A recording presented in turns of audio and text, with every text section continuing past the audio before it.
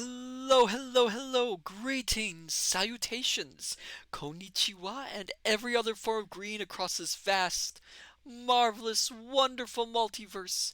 I am Matsu Quinox. That's Horace over there, and welcome, my dear scholars.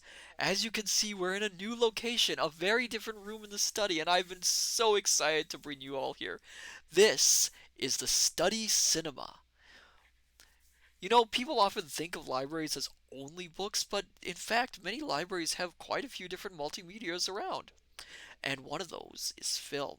And I have been waiting patiently to introduce all of you to the wonders of cinema.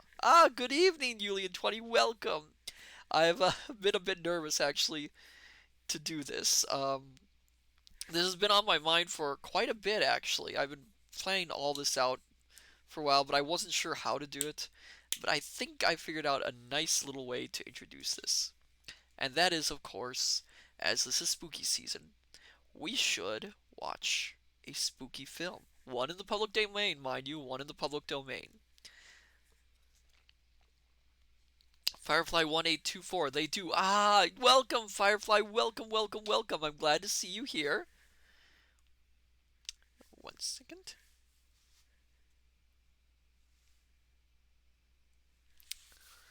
Yes, of course. Julian20 Horse has popcorn. Of course he has popcorn. How can he not? That reminds me. I should grab my own popcorn here.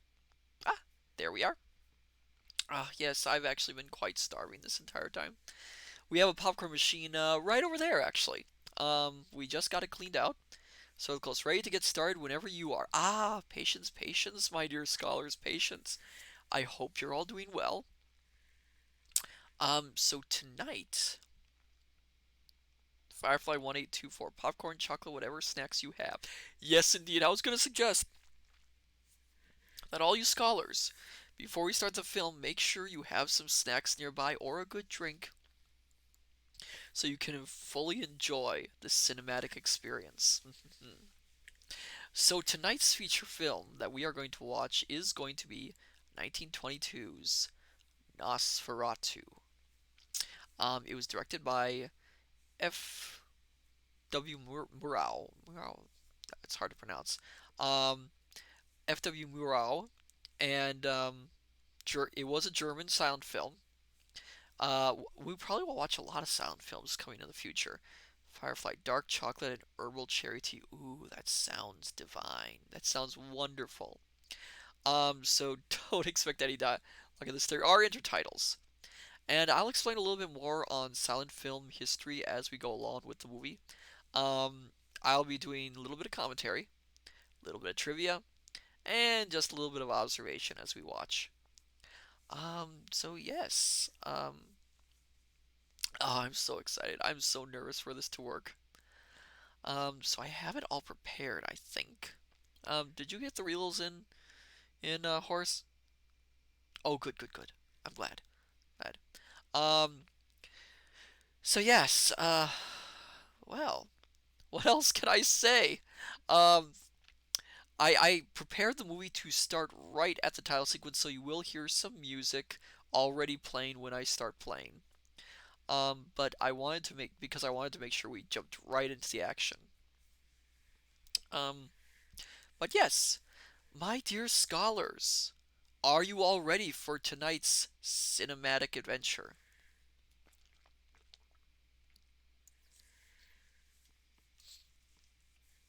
Julian20, yes. Firefly 1824. Woo, cereal. Sometimes I miss it. Dr. Zadium. Yep. Firefly, yes. So yes. Should I give you a little background on the film before we start, or shall we go straight into the movie, do you think? I want to have my scholar's opinion, of course. Would you like a little background on the movie?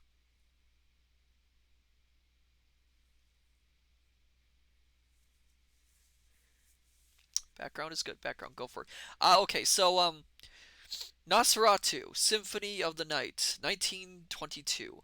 Like I said, F.W. Murau directed it. I'm trying to remember the name of the actor who played Orlok. So a little background on this. Nosferatu was more or less an unauthorized adaptation of the novel Dracula. Many of the names are changed, the location is changed, and there are some changes in the plot, with a little more emphasis on certain items that weren't in the original novel, and some definite a definite change in the climax, which I will get to. Um, when it came out, it was of course a Max Shrek. Of course, thank you, Firefly. Thank you. I couldn't remember the name off the top of my head. Max Shrek. When the film came out, it was of course a huge success. Unfortunately, the fact it was a huge success meant that it was almost immediately noticed by the rights holders of the original Dracula novel, that being Bram Stoker's widow. At the time, 1922, Dracula was not in the public domain. So Bram Stoker's widow took the production company to court over the unauthorized use of the story because it is basically the Dracula story. And she won. And as part of the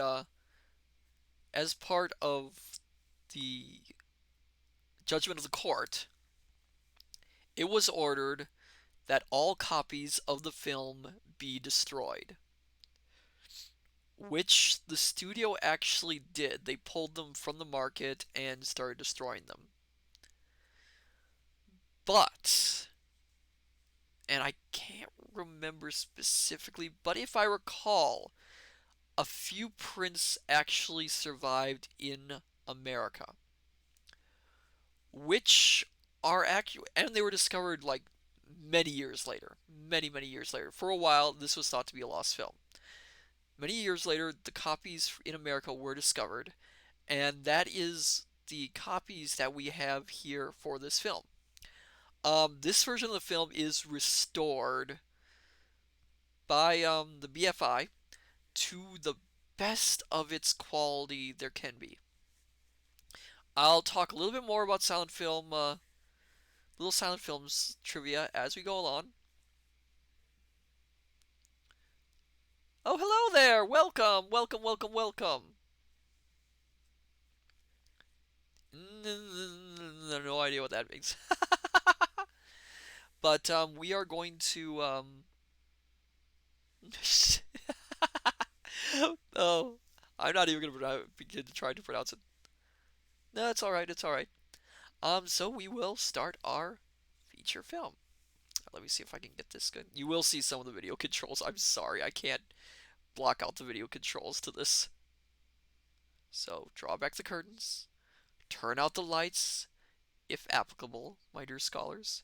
Let us begin our journey to the frightful world of Nosferatu.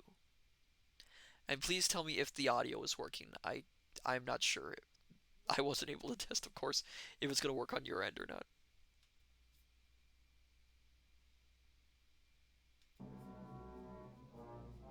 Oh, there's the music credit.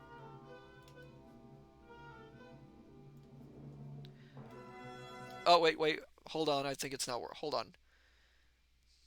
Hold on. I think something's wrong. Why? Why is it not showing the video? Oh, please don't tell me. Oh no, don't tell me this. Sound is working, but video isn't working. Oh.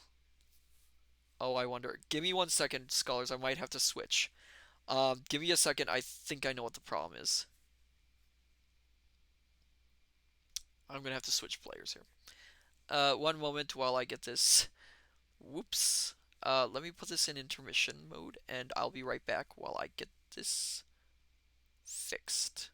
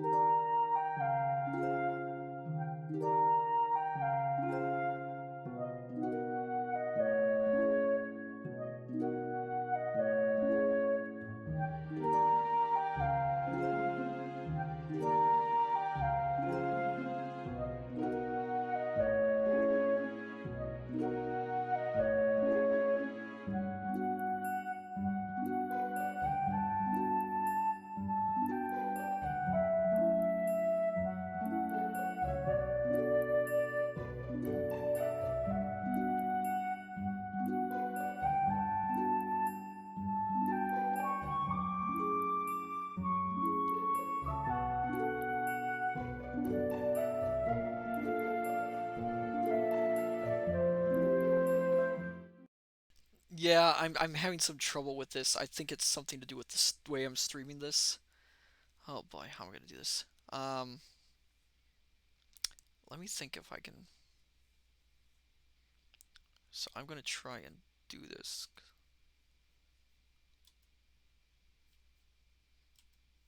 Oh, there we go. Okay. Yeah, I had to. I had to. Can you see it now?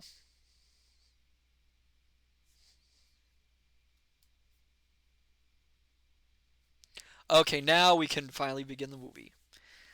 My dear scholars, I am so sorry. Sorry.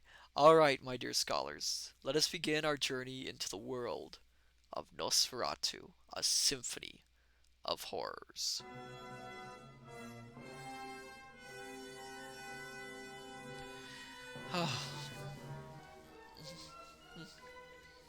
I love the music.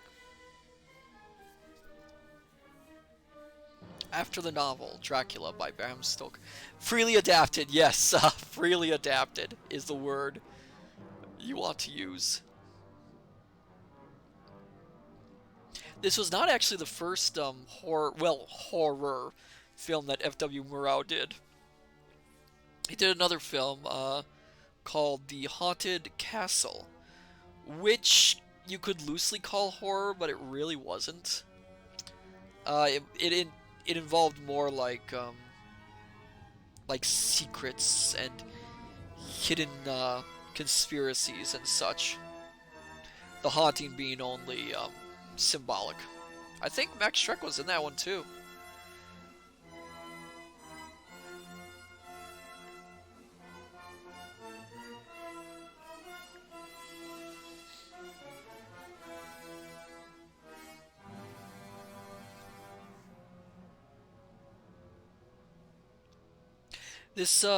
I'll get into it later.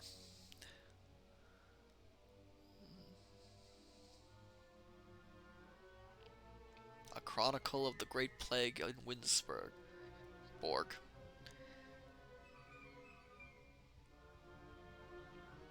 Now you might actually be noticing there is actually color in this, and there's a reason for that.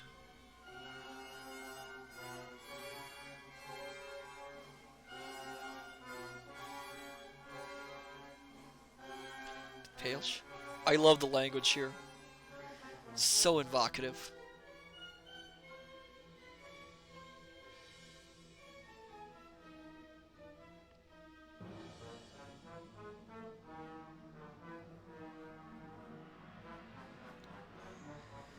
I was originally gonna read these intertitles out loud, that I realized it would probably wear me out fairly quickly doing so.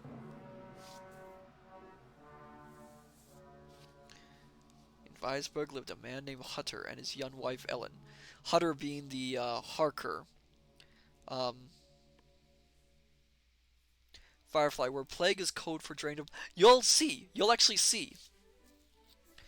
Hutter, of course, is our Harker character, and Ellen is a weird amalgamation between Mina and Lucy.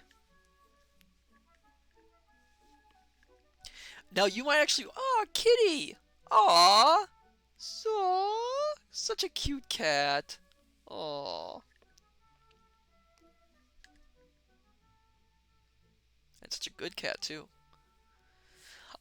You'll be noticing there's actually some color in this, and that's an interesting facet actually of silent films. Contrary to some belief, the silent film era actually did have quite a bit of color in it. Many films were tinted. So, like, this scene is tinted a brightish yellow to signify that it's daytime.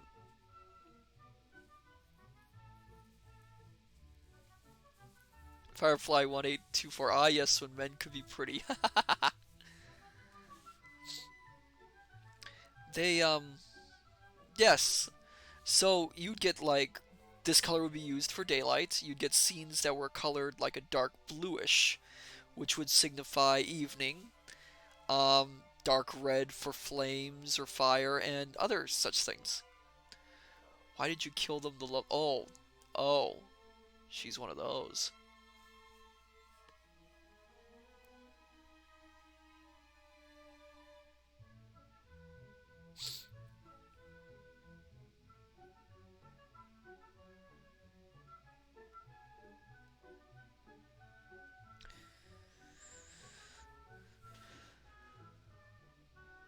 What destiny?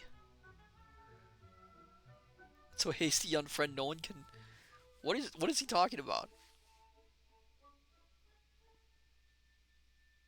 And who is this man?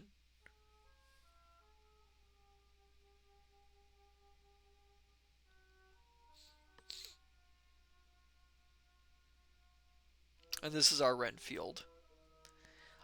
Yes, he certainly looks trustworthy. What? All right. Um,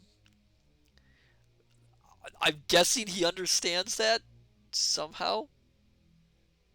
Julian 20 looks like Scrooge. Yeah, he does kind of actually. Yeah, he. This is our Renfield, sort of. This is interesting because they make him a real estate agent before before the later plays and some of the movie adaptations make Renfield a real estate agent. Most notably, the 1931 version of Dracula does that. Firefly 1824. Nothing says crazy like symbols, but aren't all letters symbols? Count Orlok, His Grace of Transylvania, wishes to buy an attractive house in our little town. Mwahahaha. Yeah, Orlok was the name they used for Dracula in this. That face! Could earn yourself quite a bit of money.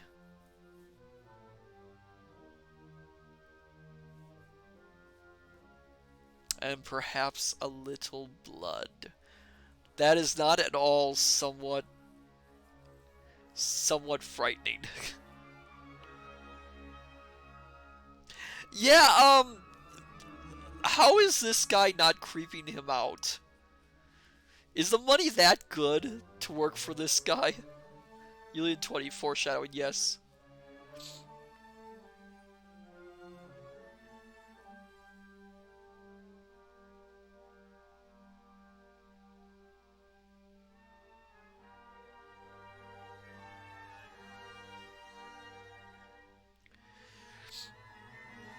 You know what's kind of funny? In the original novel of Dracula, we really never understand the actual link between Renfield and Dracula. All we know is Renfield is insane and is in an asylum. That's it. The whole thing with him being a real estate agent who visited Dracula beforehand and all that was an invention of I believe it was an invention for the play version and then became the movie. That house just opposite yours, offer him that. I mean, really. Go quickly, travel safely, my young friend, to the land of ghosts. Yes, that sounds appealing. I mean, he directly just okay. Okay.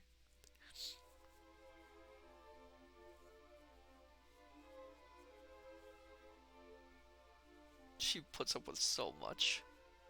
I am going far away to the land of robbers and ghosts. Oh my goodness, you just told your wife that? And that's supposed to make her feel good? I don't blame her for having that look on her face. Like, come on. You could have sold it a little bit better to her than that.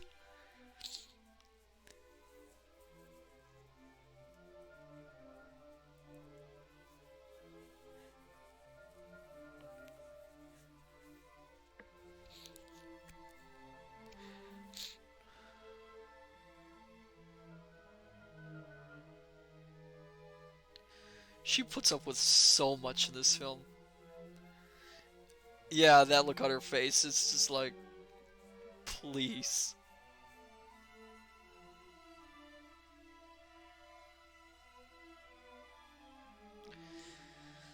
I do like the acting in this. It's not. Some parts are a little bit over the top, but there is some subtlety used for certain scenes.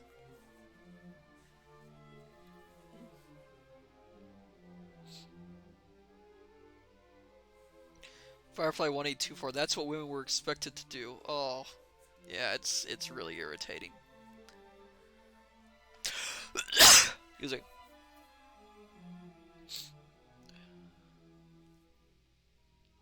Thus Hutter left his grief-stricken wife in the care of his friends, the rich ship owner Harding and his sister.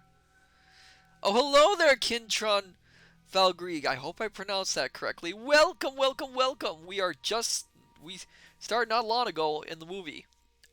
We had a little bit of technical difficulty to start off with, but we've got it running. Hello there, Densuo. Welcome. It's been a while. Glad to see you.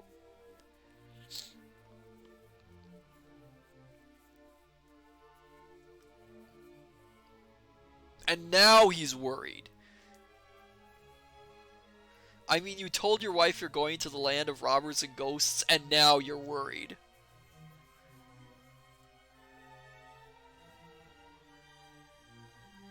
I like that code, actually. Firefly 1824. Oh, look at that great code. It does. I like that code. I like that style, honestly. Looks comfy.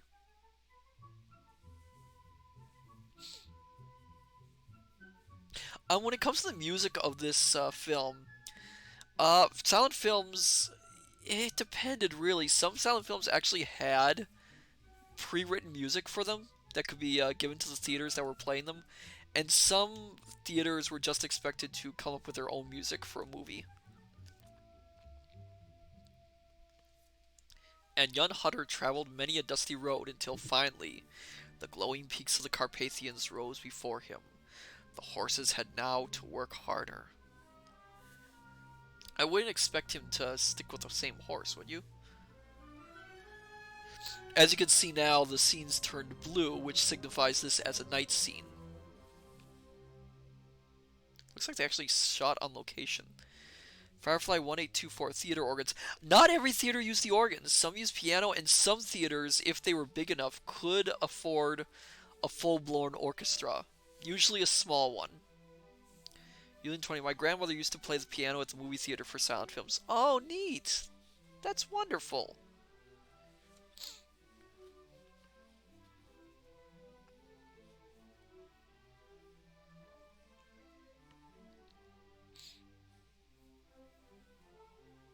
And again, we changed to a yellow tone, signifying more warmth, probably the light of a fire.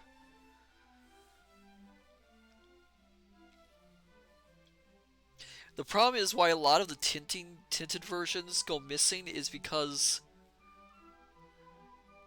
Quick, some food. I have to go on to Count Orlok's castle. This man does not know when to shut up. I mean, come on. A lot of the films which we now have as black and white silent films, the reason for that is most of what we have are like second-hand copies and not the originals, which often would have some manner of tinting attached to them.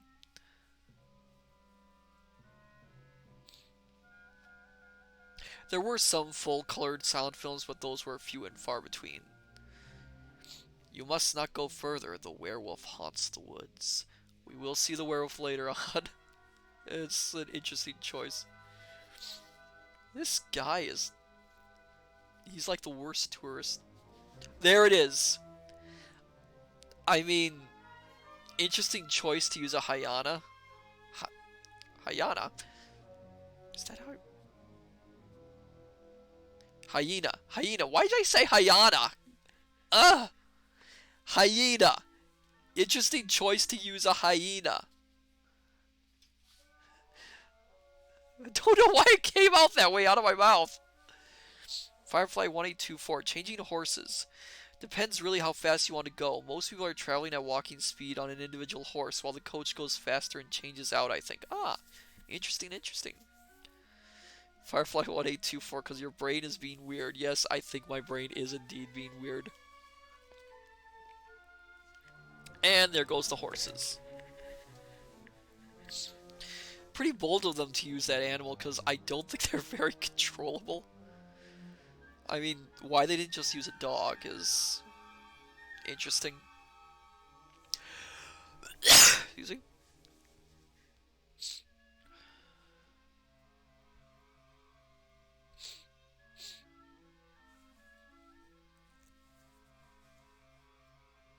What was that?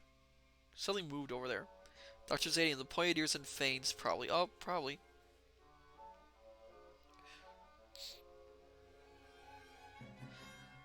It's very convenient that they have a book of vampires there. This scene right here in the original book, in Dracula, he's given a crucifix and nothing, no book about vampires and such. Um, so this aspect actually was copied in another vampire film, Carl Dreyer's Vampire, Vampyre, I believe. Um, in that one, the protagonist is given a book also which describes vampires and provides some manner of foreshadowing to what he's about to encounter.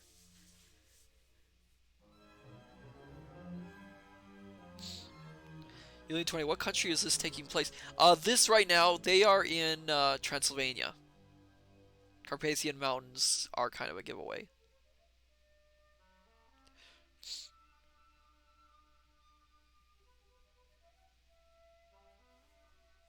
Firefly 1824. He's in Transylvania, and the poor locals have a book in English. Well, the English-speaking excuse me, English-speaking audience who was watching this copy had to have a way to understand it. Yeah, they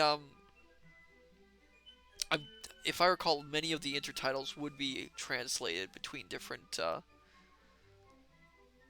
countries, of course.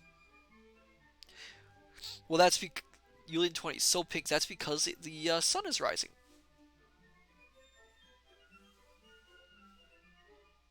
And back to the book.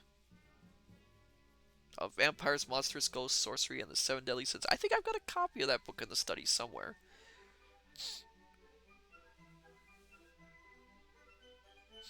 Solar Coast 01. Transylvania is a part of Romania. The inland mountains of Romania are still known as the Transylvanian Alps. Yes.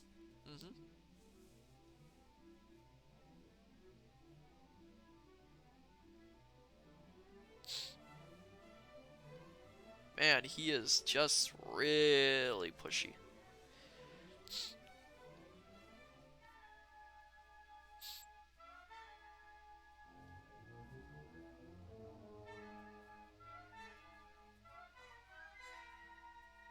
I wonder if they actually filmed this in the Transylvania area.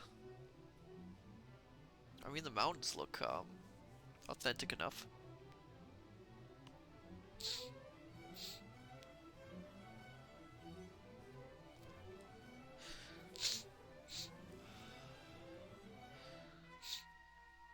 Excuse me.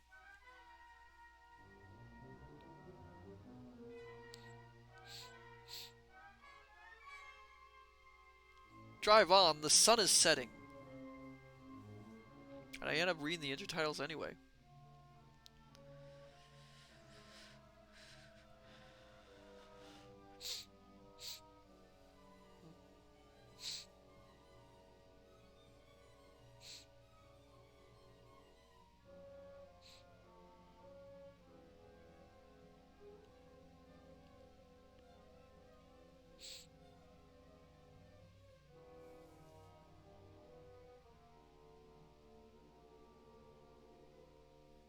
Say what you like, we won't go any further.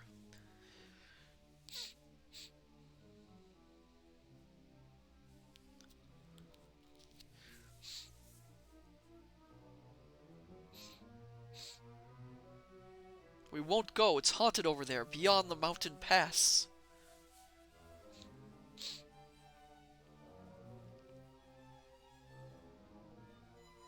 Yeah, laugh it up, laughing boy.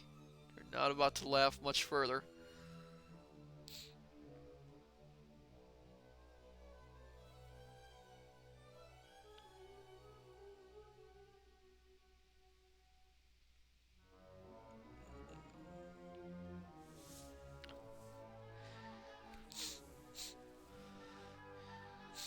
No sooner had Hutter crossed the bridge than he was seized by the sinister sight that he later described to me. Who is he describing to?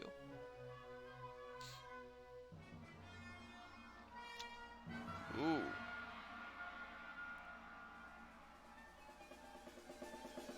Ah! Well, that's quick.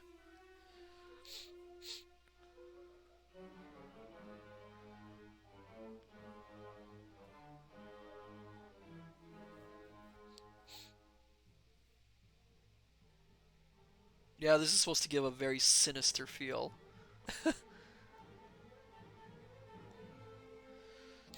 This also follows from the book in that in the book and several versions of the several film versions, Dracula is always disguised as the coach driver, and oh my goodness.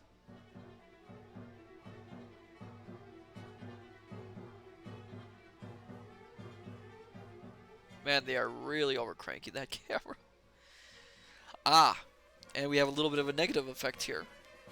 From what I recall, this is supposed to just suggest how eerie and supernatural the whole situation is.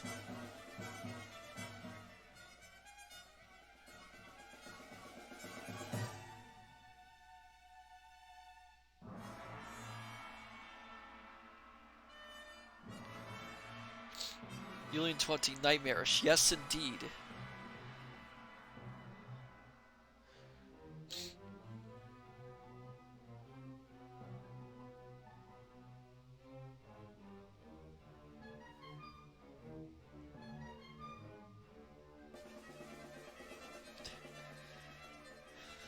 Okay.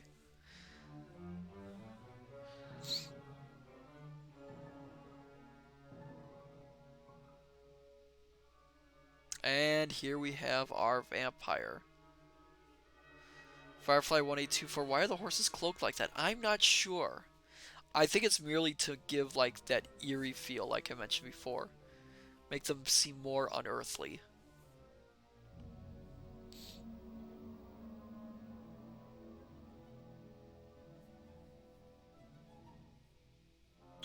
Firefly 1824. It's just weird, yeah. Yeah.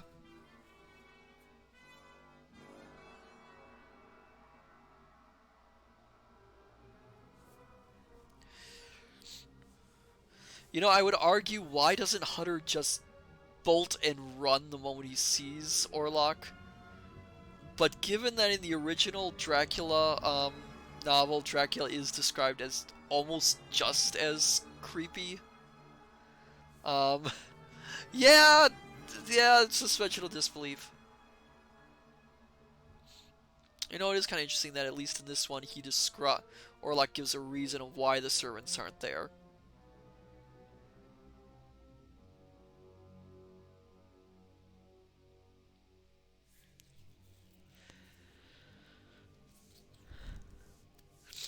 Firefly 1824, he seems so introverted. Don't touch me, you have to be here, but I don't like it. Yes, yes, I agree.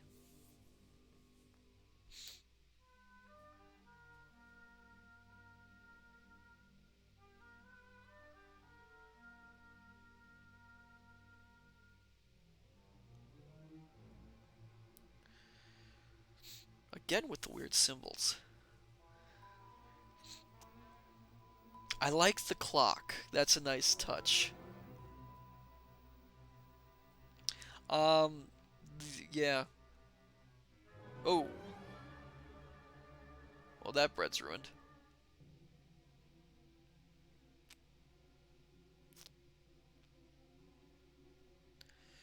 You have hurt yourself, your precious blood.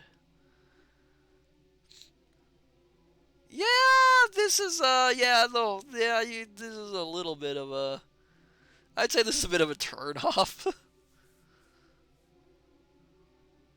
And a bit of a giveaway.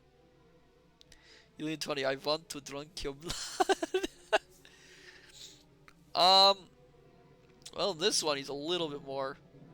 And unlike in Dracula, Hunter doesn't have the protection. Shall we stay up for a while, dear sir? It is a long time till sunrise. During the day I sleep, my friend, the very deepest sleep of all.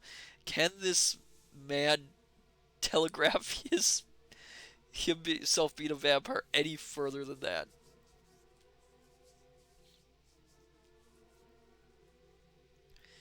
Kintron Valkyries, a dead sleep. Oh yes, muhahaha.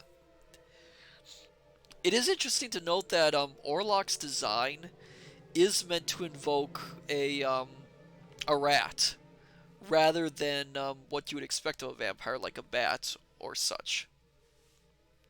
And there is a plot reason for that, which we will get into.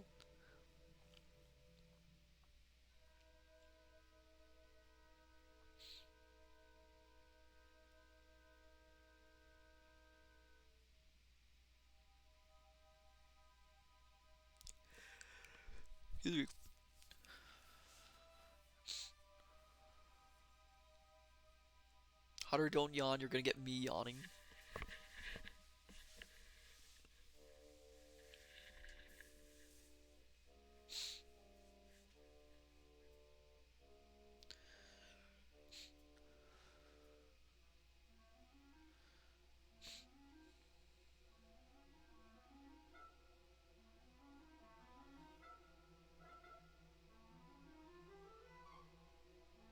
Oh, interesting. And he thinks nothing about it? I mean, you woke up with two holes in your neck and you think nothing about it, you don't even question it? Music.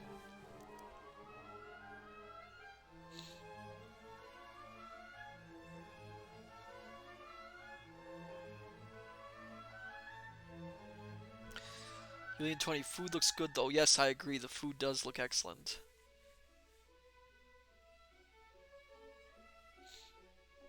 Kinchon Valgreek.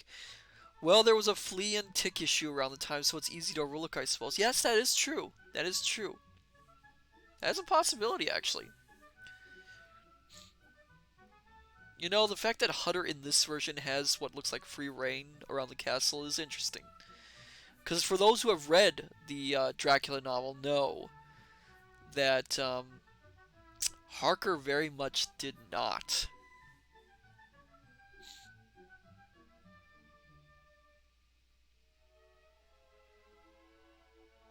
The I will. My love, my dearest, do not grieve because your beloved is far away.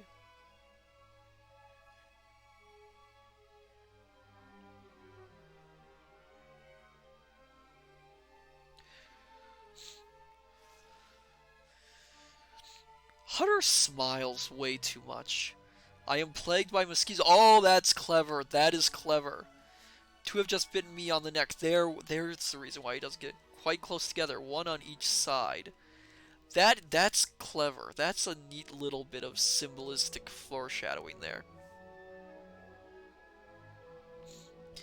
My dreams are heavy in this desolate castle, but do not fear.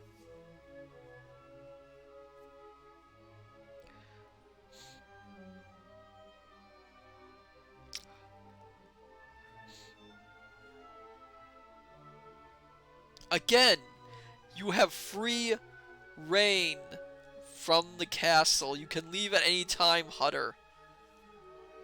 Think, man.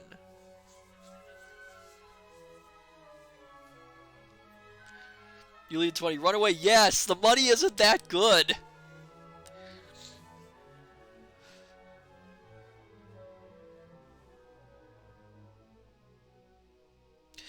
You've got it way better than Harker. Harker had to be locked up.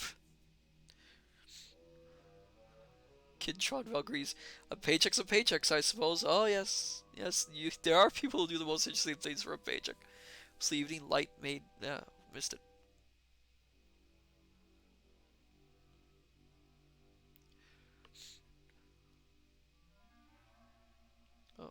There, of course, were some rumors at a time that no one knew what Max Shrek actually looked like outside of the makeup, and that he had never made another thing other than Nosferatu. That's actually not true. He was in a few films, I guess. I can't remember the names of them. But he also was a very big theater actor, which was most of what he did. So audiences definitely would have known who he was at the time. Firefly 1824, there is a movie about Nosferatu. Yes, there's actually two of them. I'll buy the house, that fine deserted house opposite yours. Um, oh, now you're having worries, Hunter. Firefly 1824, and of all the things to comment on, her neck. um, there were two of them. There was Nosferatu the Vampire, which was I believe it was a 1977 remake of this film. Well, mostly remake. It restored all the names from the Dracula novel. At night Nosferatu sinketh his veins to his victim and feedeth on his blood, his hellish elixir of life. Firefly 1824. I have In the Shadow of the Vampire. Yes, which is a what if story, with the main plot point being what if the vampire in the Nosferatu film was an actual vampire? Beware that his shadow does not burden your dreams with horrible fears. And it is an interesting film. It is a very interesting film. And, from what I understand, there is a new remake of Nosferatu in the works. Oh my goodness. Oh. Oh. Again, Hutter, you fool.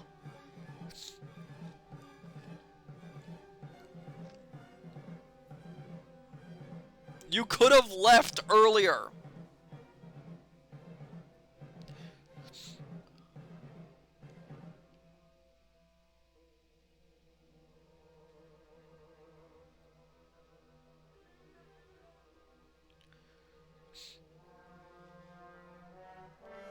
The lighting in this is superb.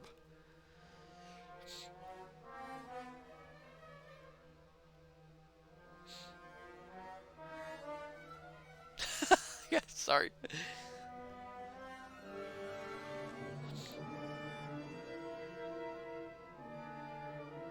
At the same hour.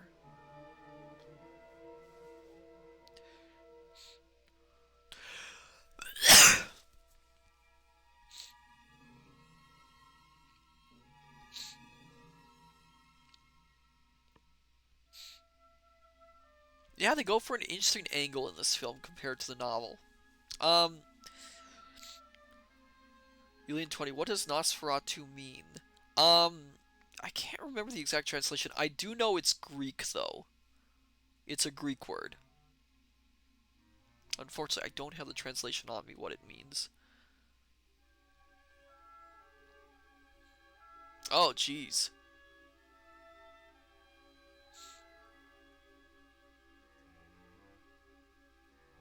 Ellen!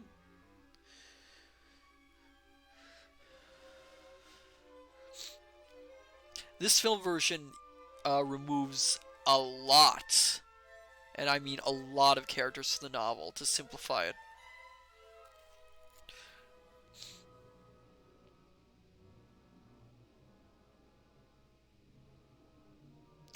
There's a lot of symbolism and shadows in this movie, too. Ah, thank you, Firefly.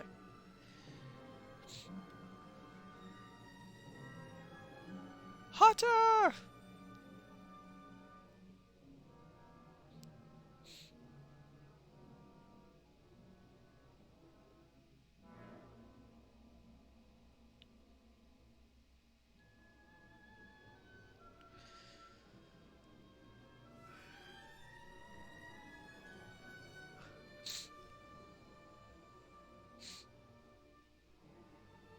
Union 20 Spock here. Yes. Yes.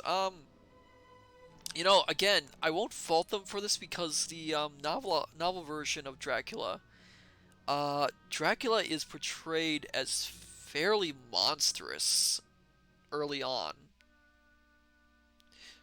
though not to this extent.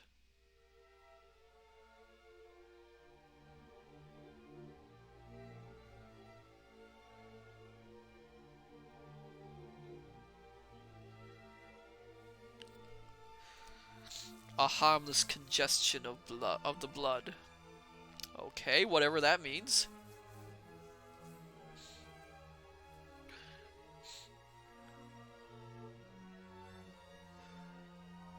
Ooh.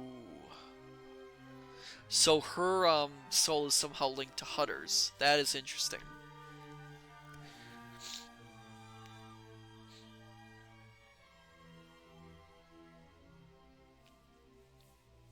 Which is not something in the original novel either. That's a angle the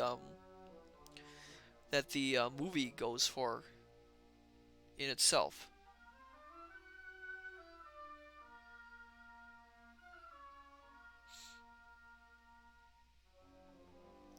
Alien 20, it is Hutter's fault this happens. Yes!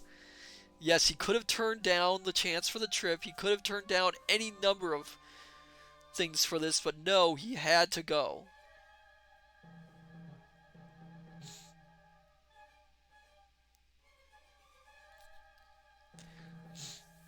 And as you'll notice, another thing is missing from this story. Dracula's brides are not in this tale.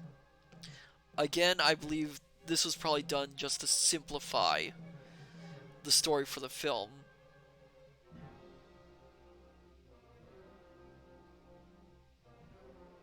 Firefly, it didn't matter who went, but he then chose to stay. Yes.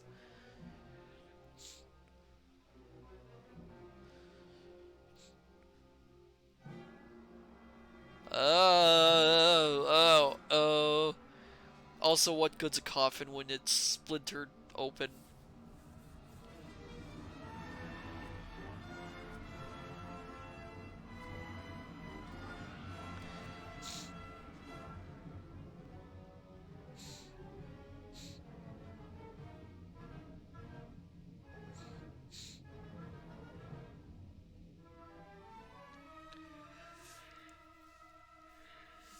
Really, Tony, I think he should leave now. Oh, I agree.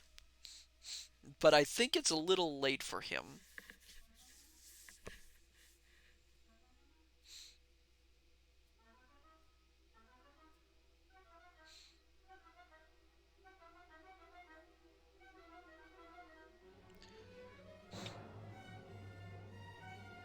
Oh, and we're back to overcranking.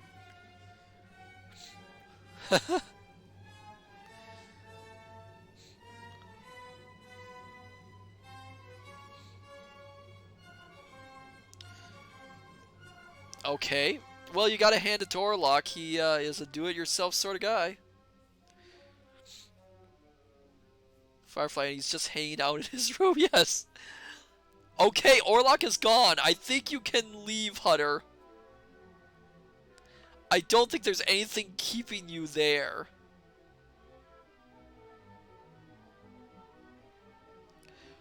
Alien 20 moron.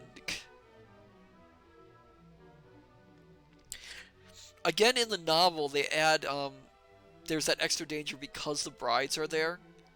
So he's not only stuck and trying to flee, he's also trying to keep out of their hands while Dracula is gone.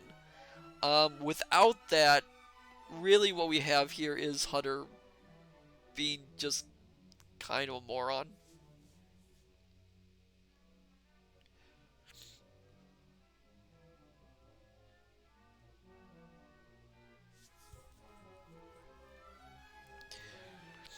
The raftsmen knew nothing of the sinister load they carried down to the valley.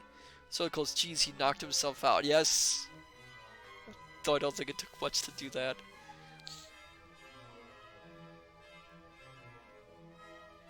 I kid this movie, but it is a very good movie. There is a reason it's considered a classic.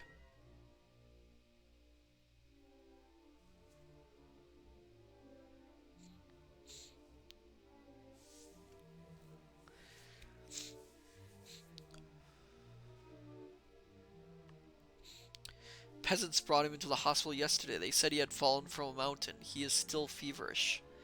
Firefly, they had to play up the barely escapes with his life, yes. Again, probably because they had to cut out so much.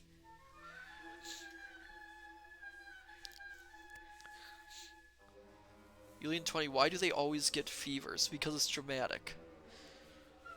Coffins.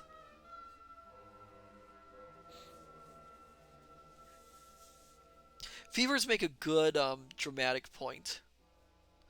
Nosferatu was on his way. The danger of iceberg drew near.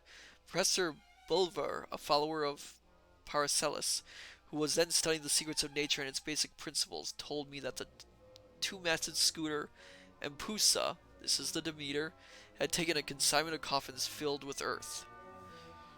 Firefly, because they didn't actually know what was wrong with people. That too. And here we will get one of the most infamous shots from this film. Solar Coast, what year is the movie taking place in? 1838.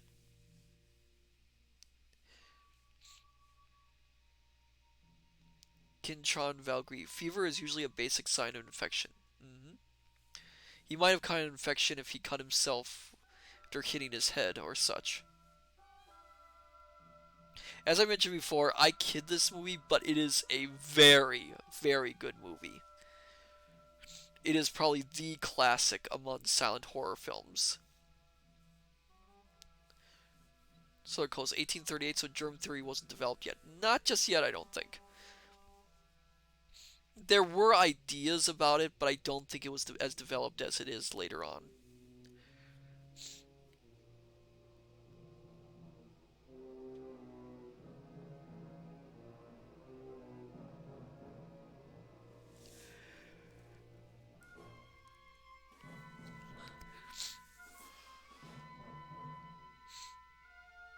Firefly, yes, but you could have recurring or lawn fever and they may not know the root cause. Not enough knowledge yet. Yep.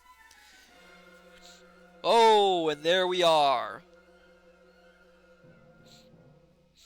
Charlie calls hell, they haven't even developed reliable antiseptics at that point. Yes, rats. Lots of rats. I must report that during those days, Professor Bullard, the Paracelian, explained to his students the horrible habits of carnivorous plants. They caught a terrifying glimpse of the deep mysteries of nature.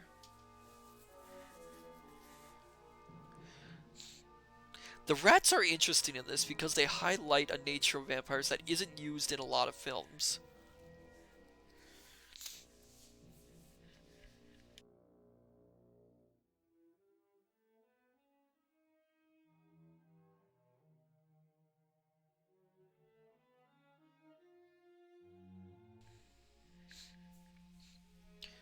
And the professor here is our Van Helsing for the film.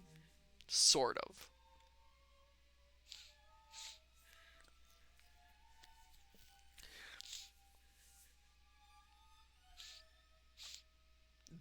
These plants would be a rarity to these students, since the Venus flytrap only naturally occurs in a very small area of the United States. It is like a vampire, no? As Nosferatu drew near, his shadow already seemed to have spread over Nock, the estate agent. Firefly, that dressing gown, why is he studying teaching in it? Pretty though. Probably a form of relaxation. He's probably doing it in his own home. Teaching.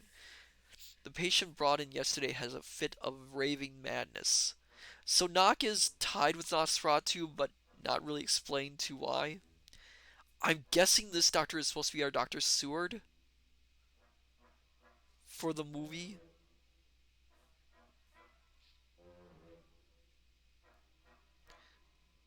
However, we have no Lucy really, and we don't have any of the other male characters.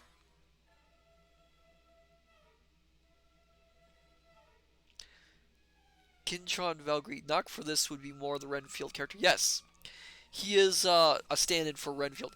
As I mentioned earlier, it's interesting that, you know, that Nock is a real estate agent because, if I recall, in the novel, Renfield really isn't given much of a backstory of how he is connected with Dracula, and the real estate agent part of it came in later film adaptations. Alien 20, is he eating flies? Yes, he is. He is eating flies. That is from the novel as well. And this one. Oh. A polyp with tentacles. Dr. Zadium, Jeff Goldblum, no. Alien 20, Hydra. Yep, that is a Hydra. Transparent, nearly weightless. Yeah, I'm guessing the professor is teaching from his own home in this scene. No more than a phantom.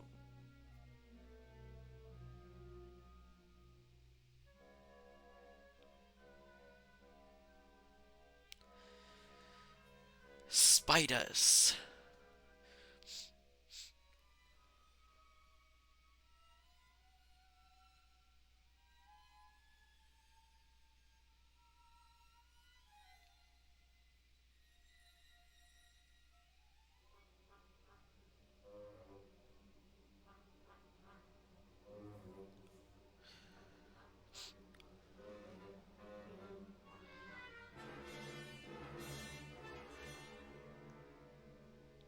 Ellen was often seen by the sea among the lonely dunes. She yearned for her beloved, her eyes fixed on the distant horizon beyond the waves.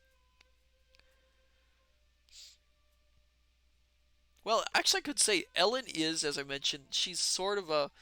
Well, that's a cheerful spot. She is sort of a mix between Mina and Lucy.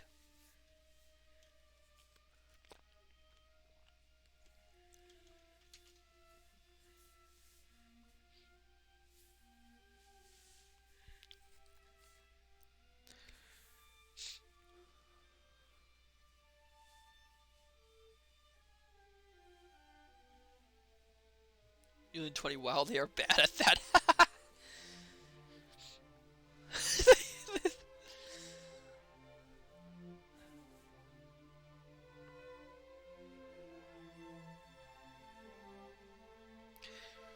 Firefly, there are how many women in this film? Main cast, 2. There were also some women in the peasant, scene. Though, again, probably done for budgetary reasons. Since, again, you're taking a whole novel and trying to condense it to a film. Dr. Zadium, today is Bela Lugosi's birthday? Oh! I didn't know that! Wow.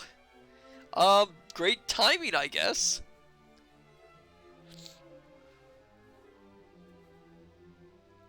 I guess this is great timing then.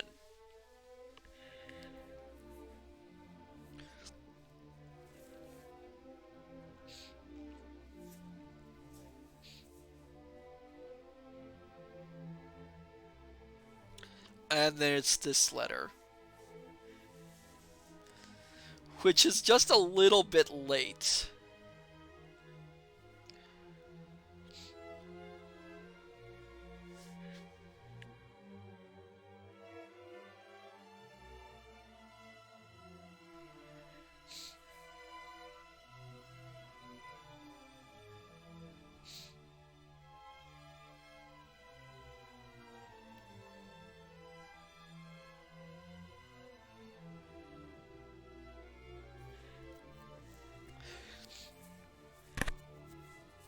Firefly, so much wasted space. People didn't write letters like that.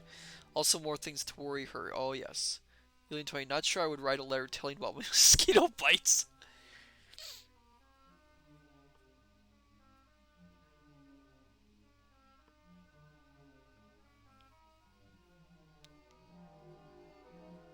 Even when Hutter's feeling awful, he smiles.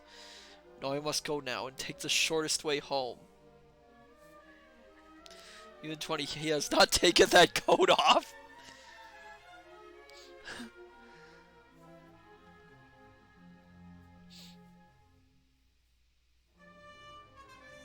Oh, this is a cool shot.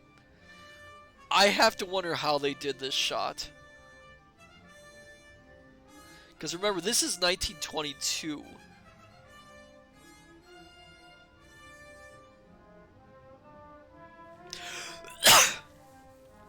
You need 20 drones? This is 1922. There weren't drones back then.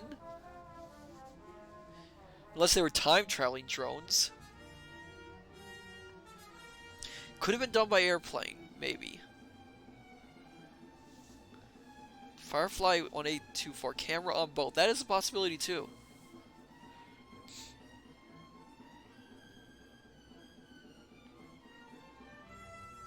Oh, I see. So we're getting a nice little juxtaposition between the boat and Hutter trying to get home first. So of course, they probably used the camera mounted on the bow of a motorboat. Did they have motorboats back in 1922?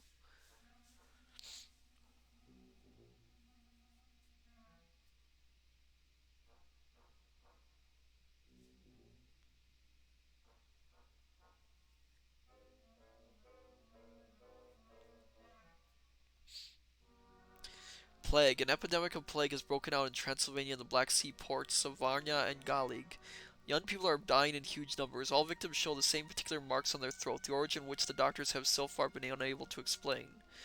The Dardanelles are being searched for a plague-infested ship. So this is something I'm going to say beforehand. This is interesting because in folklore and in real life too, actually, with vampire scares, vampires were usually attributed to being plague carriers. Often it was thought that some outbreaks of the Black Death were caused by vampires. So the fact that the movie pinpoints on that, an aspect which is not in the original novel, is actually quite interesting. Unit 20, I had no idea. Yes, yes, yes, it was thought, in fact, in historically, some communities would seek out what they thought were vampires when a plague broke out, because it was thought that they were the cause of the disease, as well as draining the life from the people who were dying of the disease.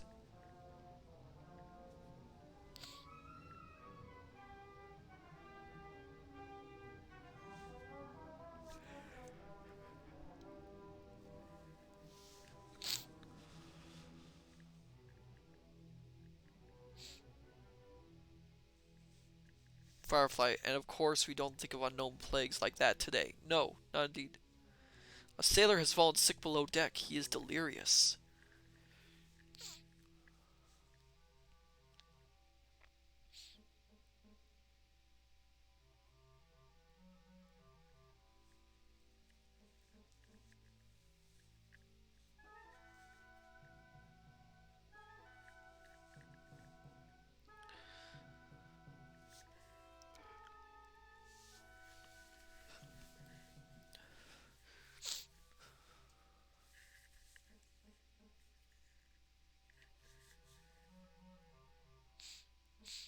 Yeah, try and cure the sick man with alcohol. That'll sure help you.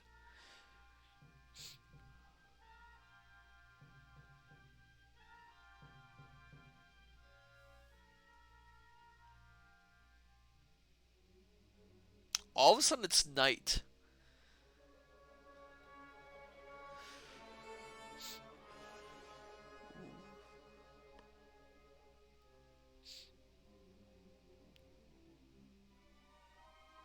Yeah, we're getting close to one of the most famous shots in this movie.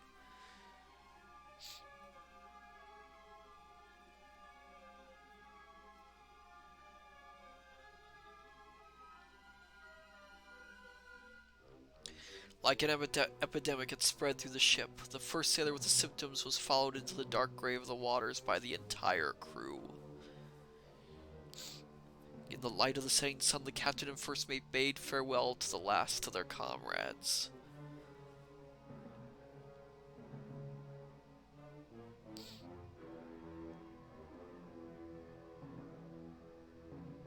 So there's only two of them. Who's actually going to run the ship? I mean, even a ship that large takes a little bit more help than just two people.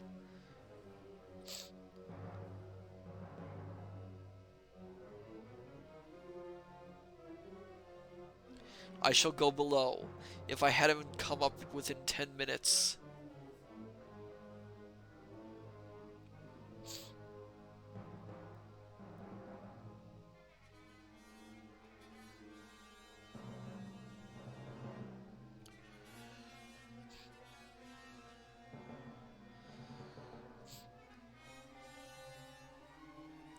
Firefly, does he not know that what kind of movie he's in? No, obviously not.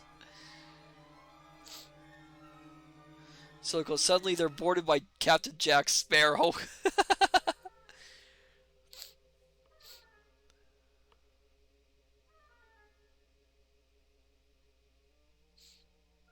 Ah, rats. Lots and lots of rats.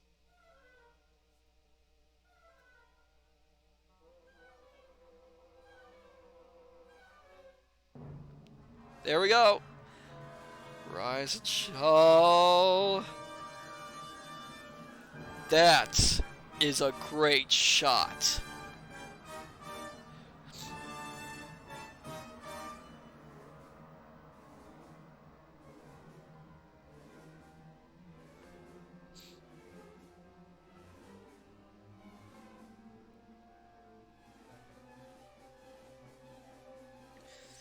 And so much for him.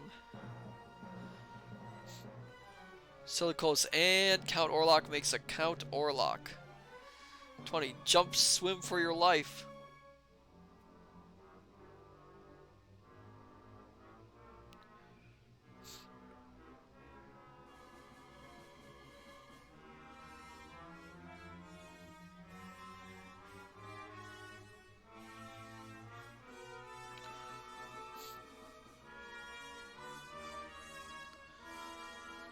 I believe in the novel the captain also ties his hands to the wheel. And the ship of death had a new captain.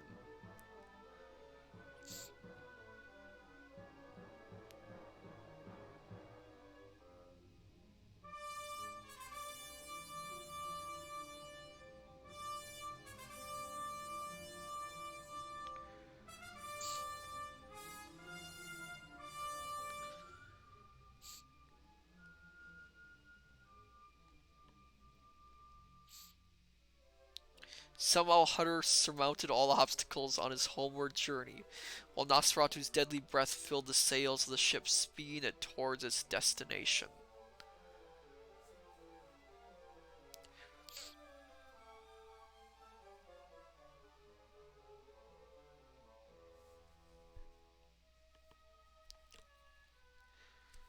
So how long has she been standing there at the balcony?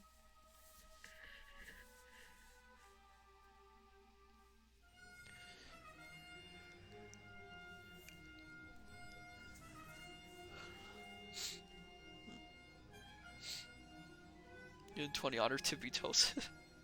Silicos, good night, everyone. Oh! Good night, Silicos. Thank you for coming. Thank you, thank you, thank you. It's wonderful to have you here as always.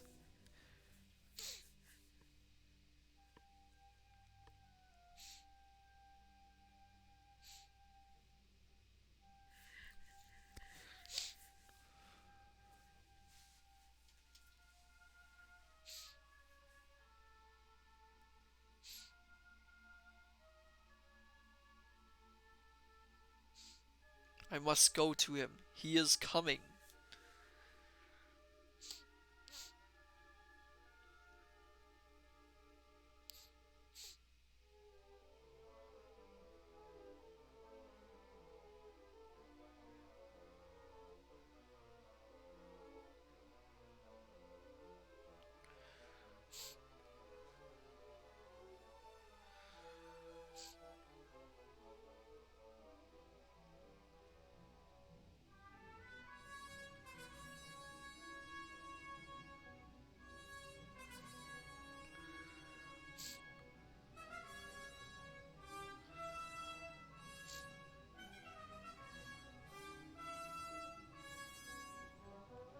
Firefly, notice that nightgowns aren't sheer like in modern movies.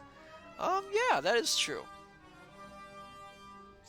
A little bit more conservative in this film.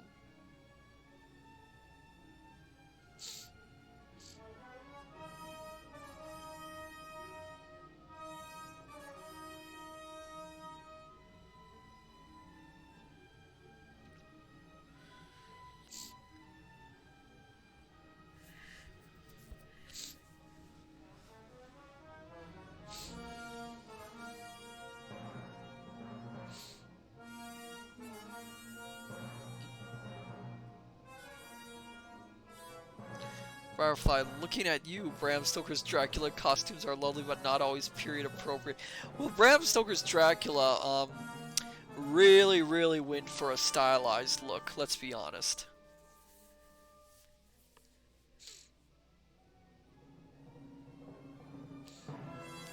The master is near, the master is near.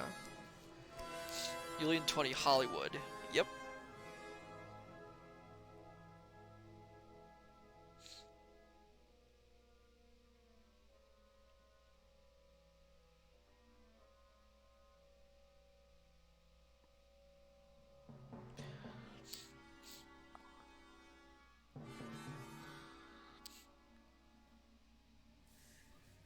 Julian 20 Torgo.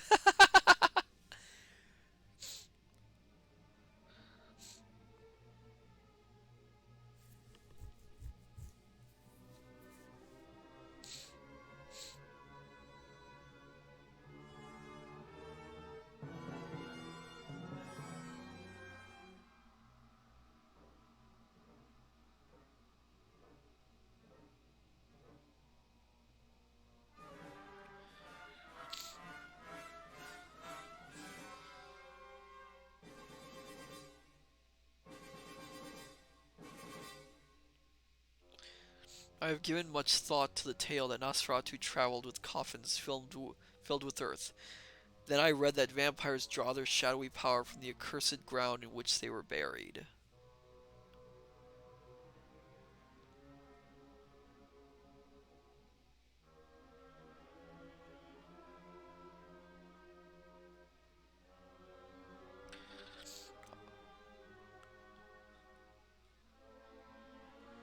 Alright, film.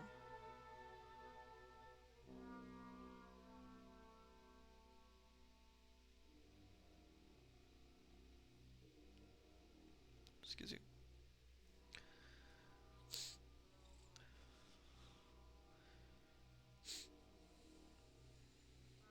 Firefly, what does that mean if you're entombed in a crypt and not soil? Um, that is a good question.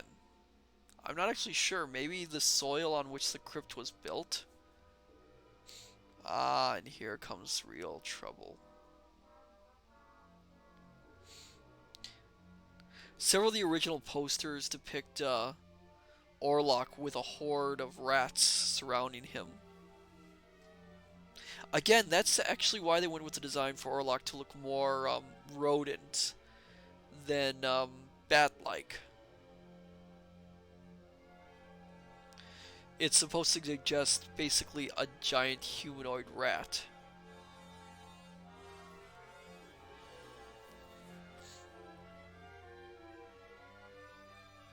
Firefly, do they? I'm not sure.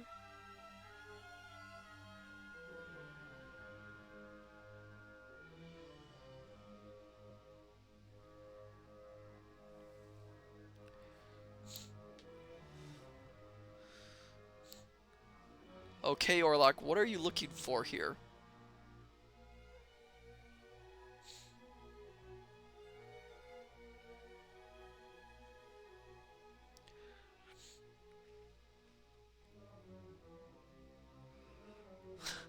Firefly, no one notices this old guy carrying around a coffin. That's a good point.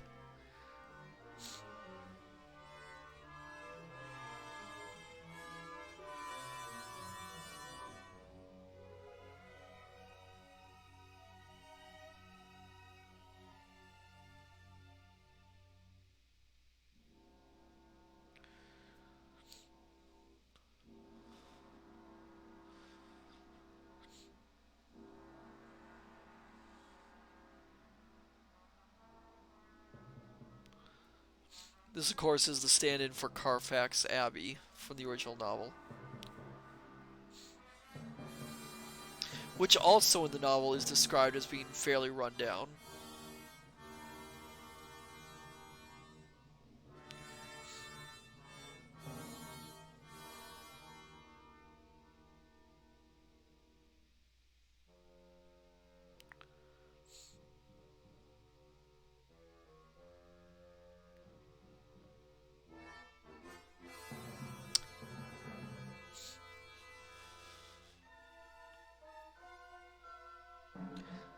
Oh! Oh, thank you for the raid! Oh my goodness! Thank you for the raid, Kanabu Akamaru and Sophia Ignose. Welcome! Oh, hello there, Crusader Corrupted. Welcome, welcome, welcome! Oh my goodness! Oh my goodness! Oh, I am honored! Oh, I am honored.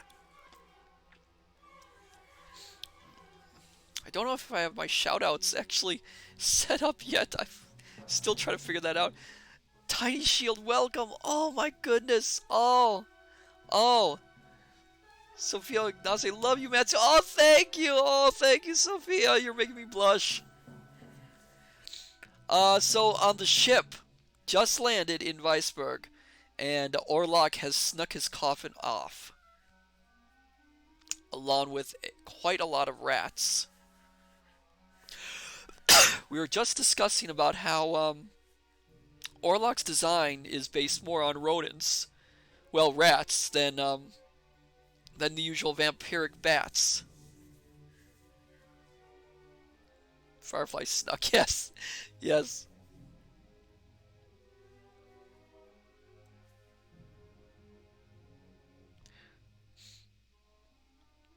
Which is an interesting aspect, as I also mentioned before, because this film really, really focuses a lot on the idea of the vampire as a bringer of plague.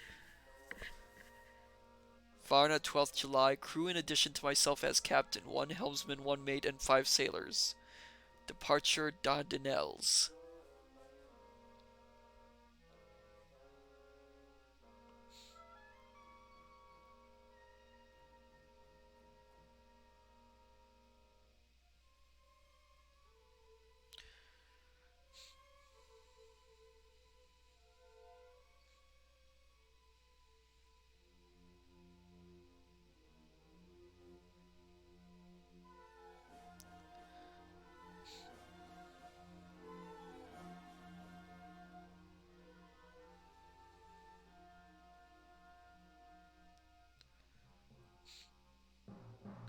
It's not at all imposing that the painting in the building is a sea wreck.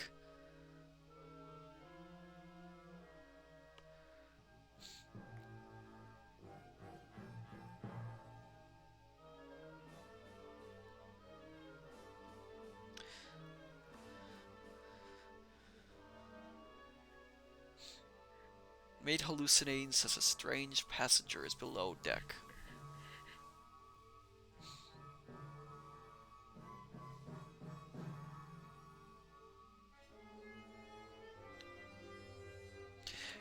This is also kind of an aspect from the original novel, as the original novel is, I think the term is an pescatory novel. It's a novel that's not a straightforward written novel. It's made up of different segments and different articles which fill out the plot.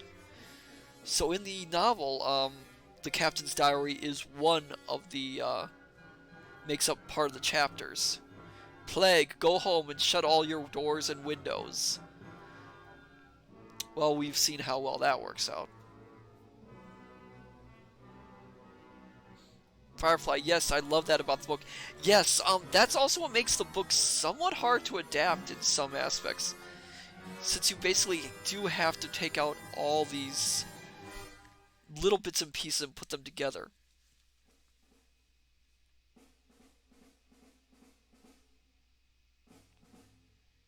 Union 20, wear a mask and distance yourself. I think they're trying to distance as best they can here.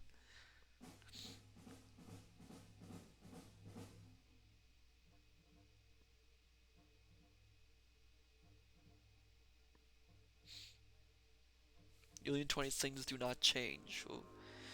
Proclamation. All citizens are notified that the Council of Elders forbids the moving of plague suspects into the hospital to prevent the disease spreading through the streets.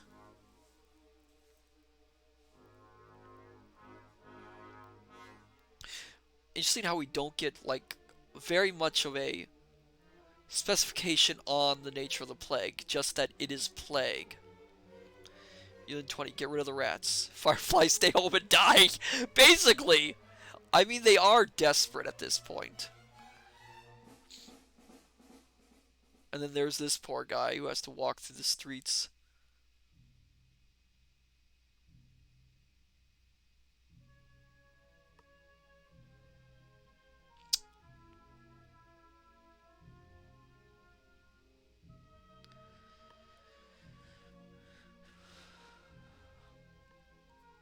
Also, for those who are late here, you might notice that there is color on this film.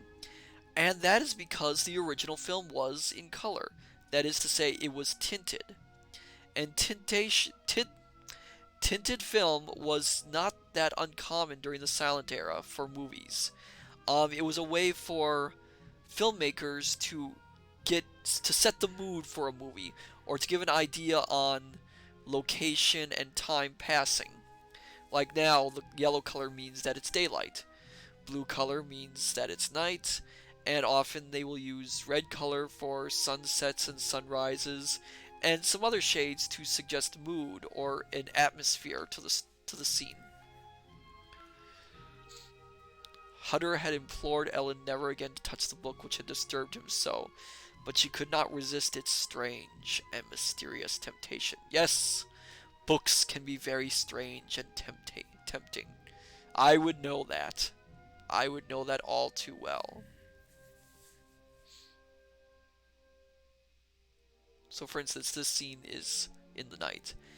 At night, Nosferatu sinketh his fangs into his victim and feedeth on his blood, his hellish elixir of life.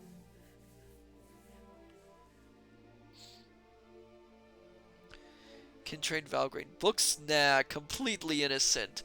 I suppose. Beware that his shadow doth not burden your dreams with horrible fears. Firefly. Books! Yes, books! Ellen really is the hero of this story. Wherefrom there is no salvation except that a woman without sin should cause the vampire to forget the first cockcrow. Of her own free will she should give him her blood. Now this is pretty much invented for the film. I don't think this is from any of the folktales of vampires.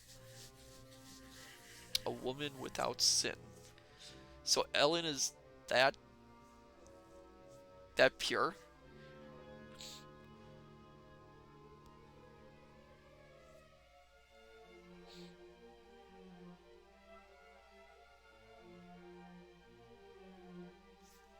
Firefly and is very sexist. Yes, I suppose so.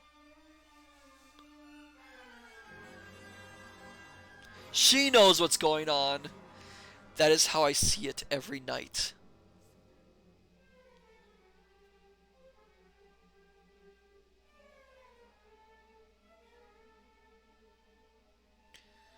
Hutter, you were there.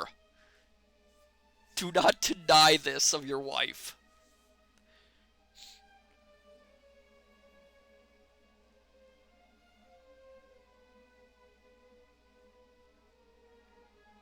It is kind of interesting with this film.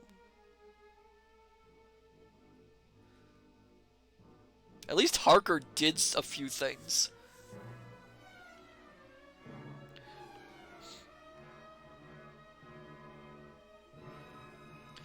Again, this is very much all Hutter's fault.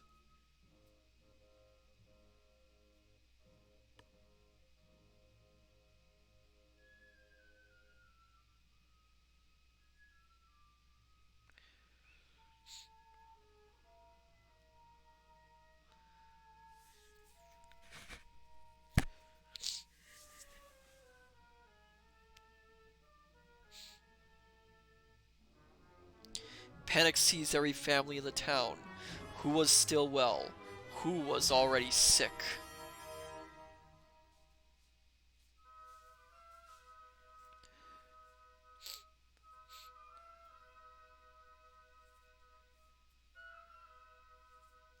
I shall run over there quickly. I shall call Severs. Don't know how to pronounce that. Don't leave the window open.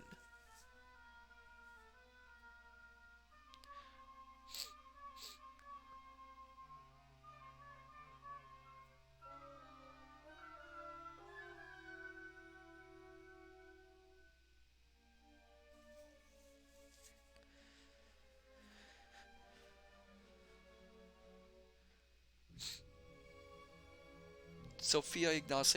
Is this why we have screen windows now to keep vampires out? Ah, yes, I think so.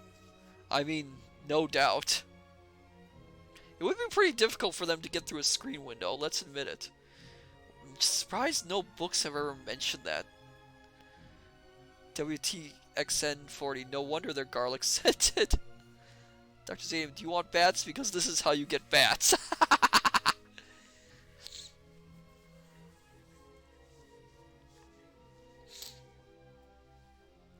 Wherefrom there is no salvation, except that a woman without sin should cause the vampire to forget the first cockcrow. Of her own free will, she should give him her blood.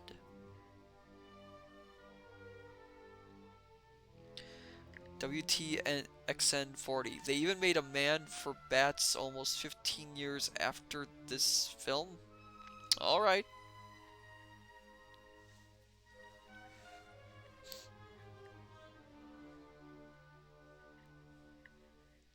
The panic-stricken town was looking for a scapegoat. It chose Knock. Well, this is honestly kind of Knock's fault, let's be honest. He did sort of start this off. Julian 20, poor Knock. Someone saw him. He ran out of his house. He strangled the warden. I don't know if I feel sorry for him. I mean, the man was a servant of Orlok, and he did more or less help along what's going on. Unlike Renfield, Renfield at least is given... He strangled him, the vampire. Renfield's at least given some sympathy. As in the novel, he does warn Mina against Dracula. But in this... Yeah, Knock is just kind of there to be the Renfield character. Without any really of the sympathy that's going on.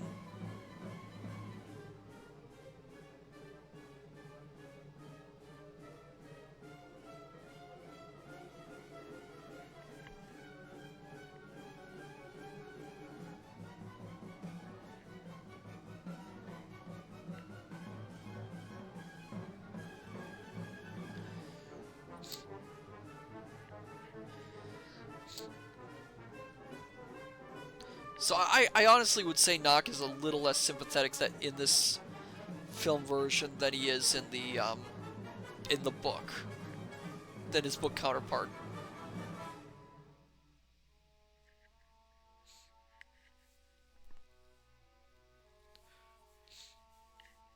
Not sure what that says.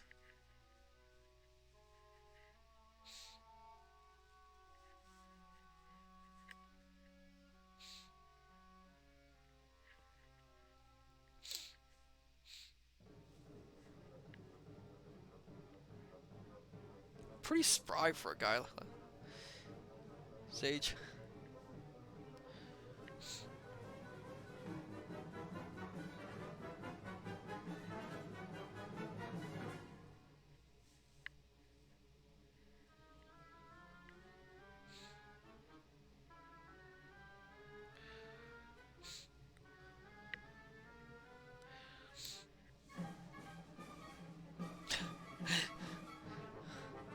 Knock, hide and seek champion.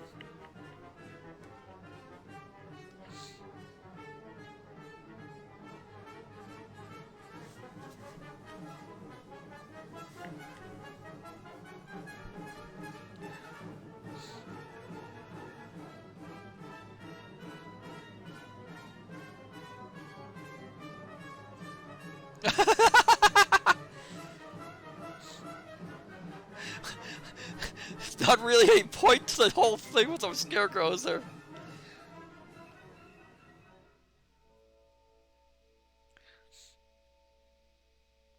WTXN40. Poor knock. Poor who's. Poor there.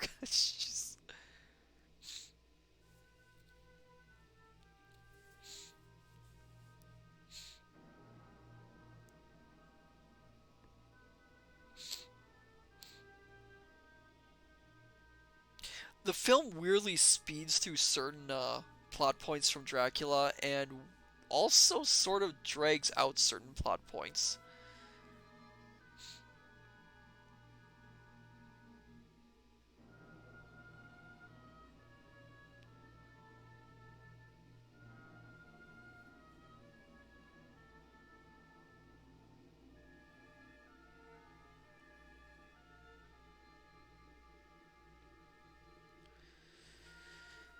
By removing the Lucy plot from the equation, it does it does save a lot of time though.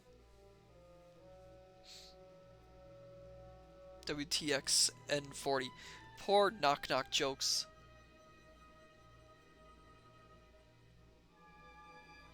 Oh, poor Alan.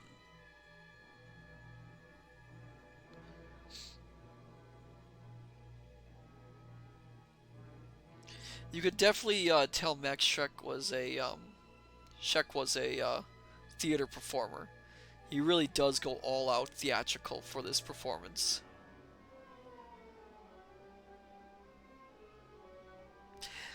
The actual overall performances for the film I find are kind of this weird mix between very theatrical and pretty subtle in places.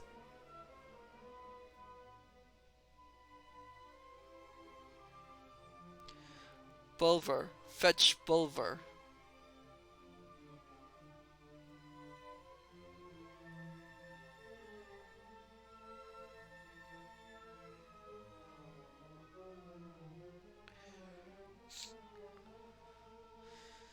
Firefly theater training versus new medium. That's an interesting thing. By 1922, there wasn't actually a lot of theatrical overacting in film. Film was no longer really a new medium. I mean, it had been around since the late 1800s at least. So by 1922, there was a lot more subtler performance. Ah, that scene. Now that is classic. Again, the use of shadow is wonderful in this movie.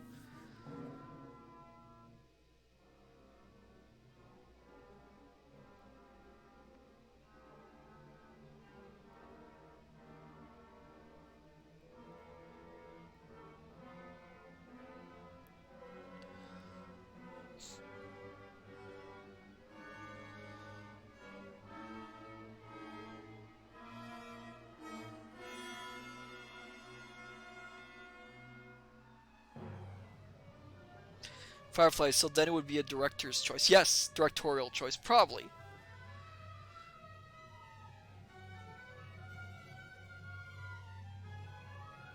It'd be very much a directorial choice. So the Van Helsing character and really Hunter are kind of useless in this film. Knock has been caught.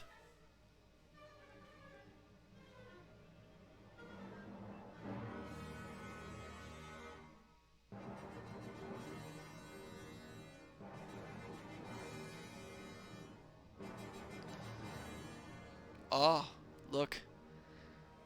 Ah, ah.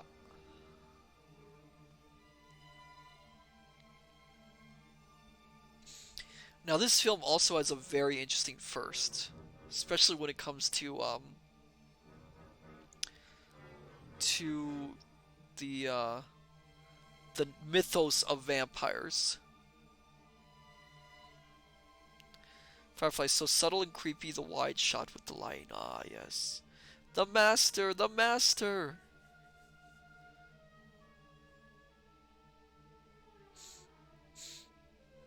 You know, Hutter, you could hurry along a little bit faster.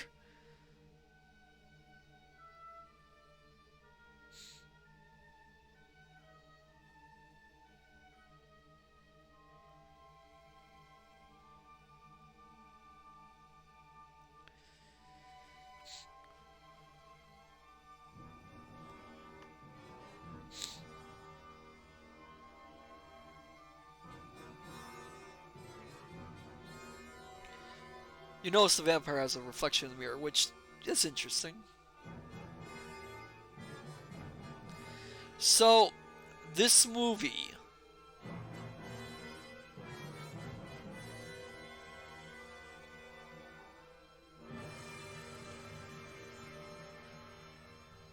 This movie is the very first film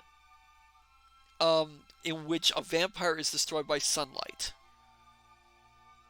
Um, that's an interesting fact that I'm not sure how many people know.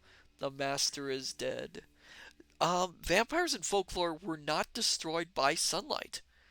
Rather, well, they would do one of two things. One, a vampire would simply lose all its power in the sunlight. Or two, it would return to being basically a lifeless corpse. It wouldn't die, but it would just immediately turn back into the corpse it once was until the sun set once more. Hutter. So in this case, that's an interesting thing. This film is where every single vampire being destroyed by sunlight comes from. And this film is also pretty bold for killing off its heroine.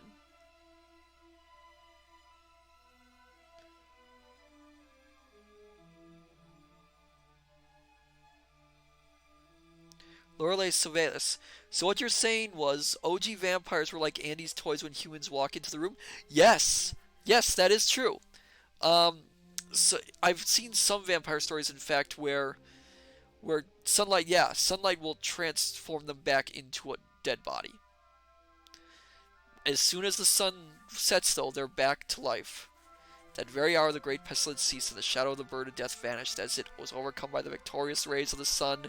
Whatever that letter is, I don't know. And I'm guessing that's supposed to be Orlok's castle. The end.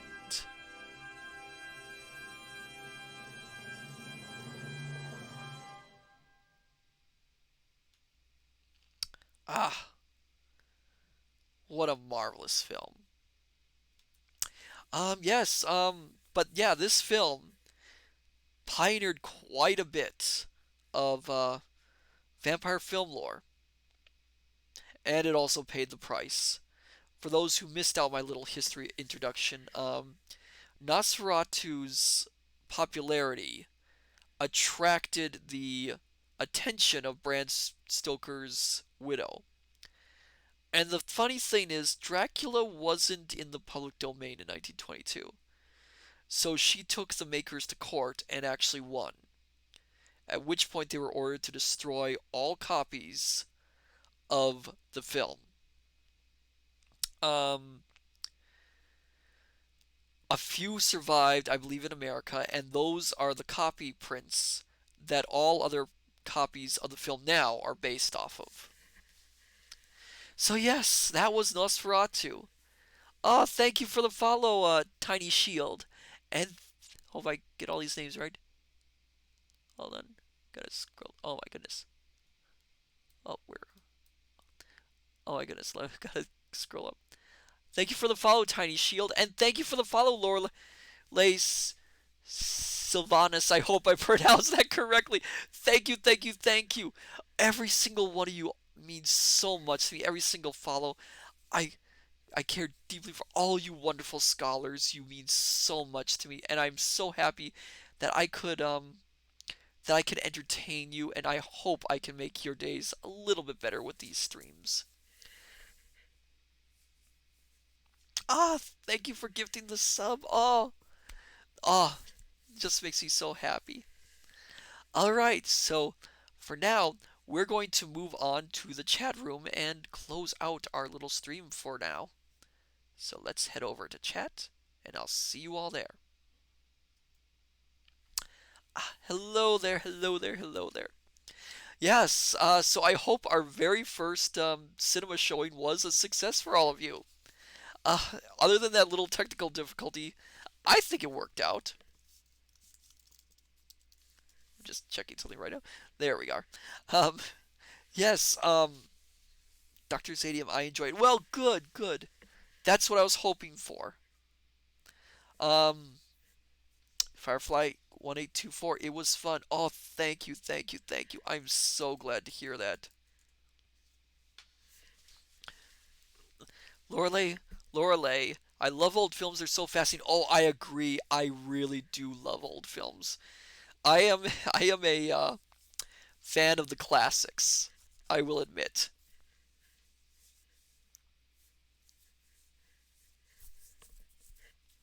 Julian 20, we want more. We will have more in the future. I guarantee you that. We will have more.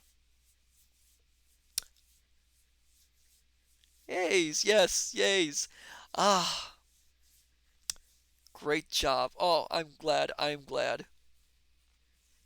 So yes, let's see. Um, we will have more. The films that I will choose in future, they'll all be public domain. I want to be on the safe side, so don't expect any non-public domain films until I can figure out, maybe doing a timer in these things or something of that nature so we can watch them all together. Um, I let's see what is going on in the future. Oh yes, yes. So next week, Densuo. So public domain means you can't get copyright bopped for them. Yes, yes. If they're in the public domain, there is no copyright on them. There are cases of public domain films where the reason they lost their copyright was either, well, there's several reasons. One, they were they're past the point. They're to the point they're in the public domain. Every year, supposedly, every year films are supposed to go, media is supposed to go into the public domain after a certain amount of time. That happens. There's also strange cases where there's cases where the copyright holder doesn't renew the copyright, and there are also cases where, for instance, the the what's the word I'm looking for? There are strange instances where they forget to put the copyright on the film. The most infamous example of this was Night of the Living Dead, of all things. If you watch Night of the Living Dead, at no point in the credits does it say a copyright. And because of that, the moment the film came out, it was in the public domain. Much to the chagrin of George Romero.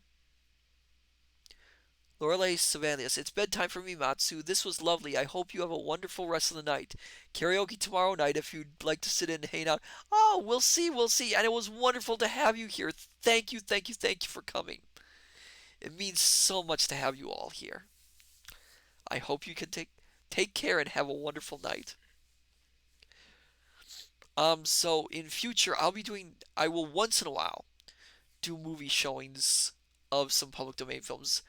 My plan is to focus on movies mainly with a literary bent to them, either adapted from a known book, or I will bend the rules with little and choose films adapted from plays as well, because because plays are often written down too, aren't they?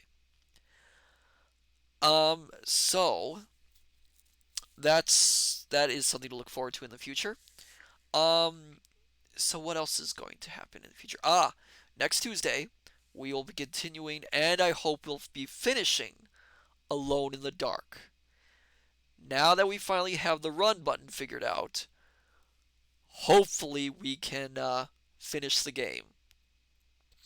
Thursday will be another reading stream, which I haven't figured out just yet what I will be reading. Unit 20, Run Away. Well, basically, most of the game is running away. I haven't decided what the reading stream will be. Um, I may put up a poll for you lovely scholars to decide. And then, of course, the Monday after that is Halloween. I believe it's the Monday after that, yes. And I will be having an extra special, unarchived reading stream where I will be reading some of my favorite stories from my absolute favorite scary short story book series. And I hope you can all come to that. I am really looking forward to it. I enjoy reading them, and I will also be debuting a Halloween costume with a few secrets attached to it. Hmm. So let me see. So I think for now we will Yuling 20. Gonna miss next Tuesday because I am dressing up for dance class. Well, I hope you have fun there. I hope you have a lot of fun. So for to now, I think we'll close out for the evening. Thank you all, you dear wonderful scholars, for coming to this. Um, Again, seeing you all here really makes me feel really happy. I do this all for you.